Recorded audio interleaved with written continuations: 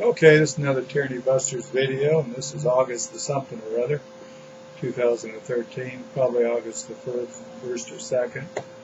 I don't know, August the 2nd, all right.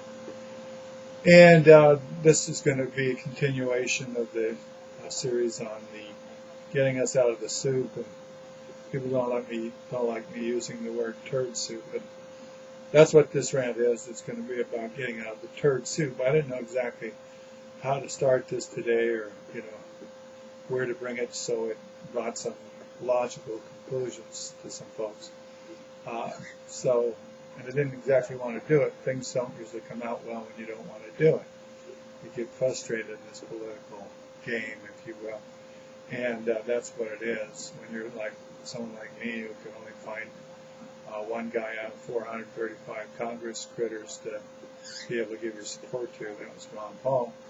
And we got an email here. There's somebody trying to push Rand Paul for 2018 or whatever. Is that 18 or 16?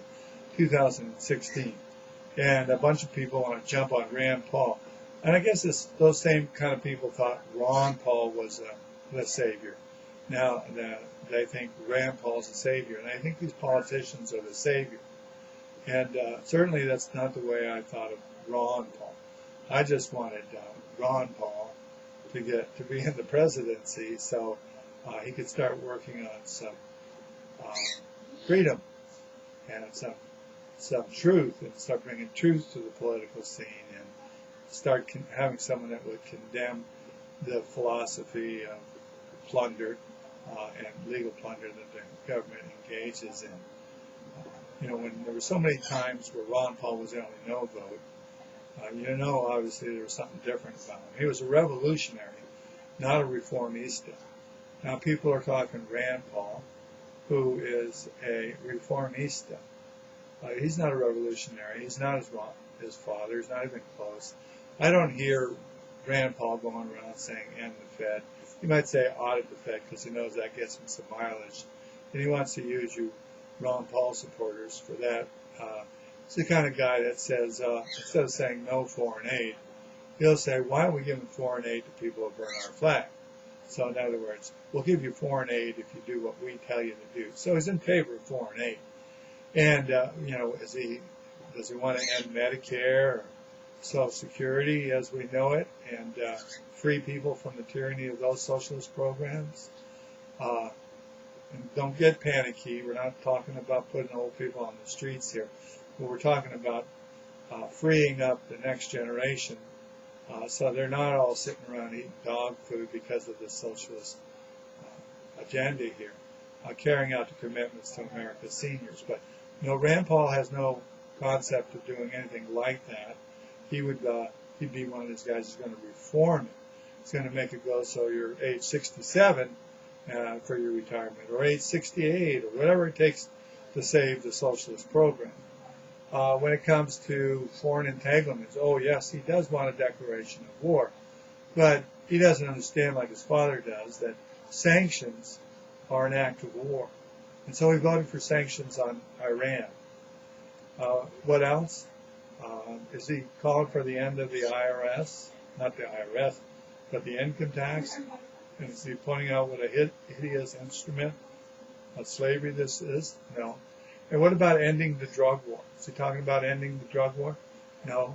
So this guy is going around, he wants to set up these and convert Ron Paul meetup groups to Rand Paul for 2016. In fact, first off, and one of the reasons I don't like Rand Paul is big opportunist, and of course he ran on his father's coattail to become the senator of Kentucky, and has these ambitions of grandeur of being the president.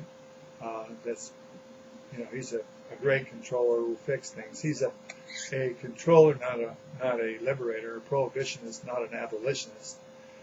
So that's the Rand Paul. He says in a reply to me, you may not feel that Rand is quite the man that his father was, and I'm not going to debate you. Okay, well, that's nice of you. And he's not the man his father was. And I may not feel that. He's just simply not the man his father is. And the bottom line is, he says, we have 3 years here to create enough momentum behind a conservative candidate to beat Hillary. So he's telling me that, he'd be behind a Mitt Romney or a Newt Gingrich or a Chris Christie or any of these guys. And it's just, we got to have a conservative candidate to beat Hillary. Or we risk losing our republic. Your republic. You like this republic that we have right now? Your Union of Soviet American States Republic? That's what you like? Okay. Well, I lost my republic probably 100 years ago, 50, 60 for sure.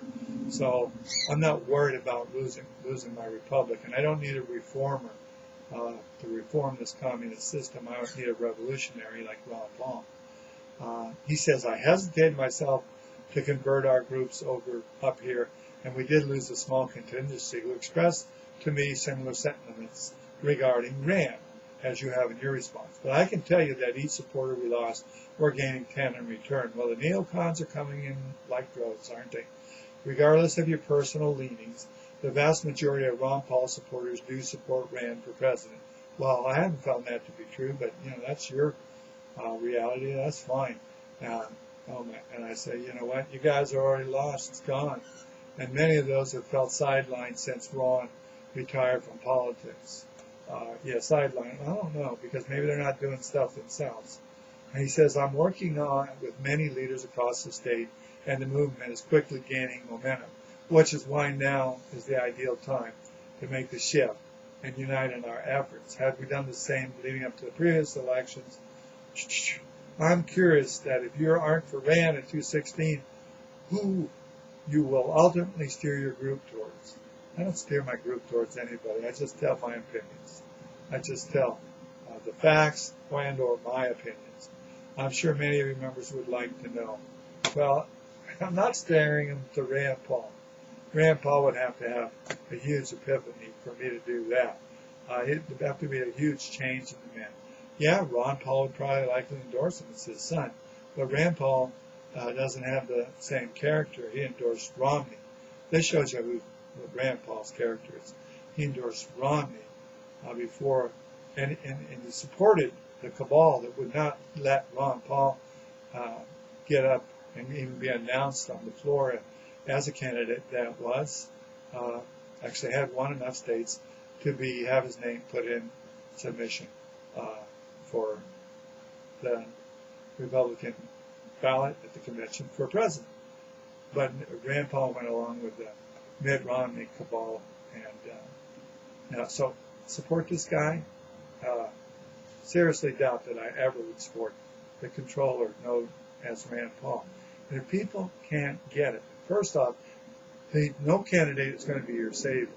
Even if you had Rand Paul was a super Mr. Conservative that you think, and he'd, first off, he's not going to cut any of the military spending. He's not. What is this guy going to get you? He thinks he's a big savior. What Ron Paul says, we have to change what people think the role of government is.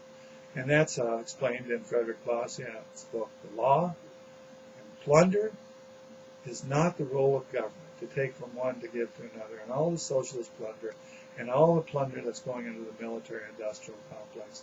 And this idea that there's going to be anything to save in a few years. The Federal Reserve Bank printing this paper money up like it's going out of style.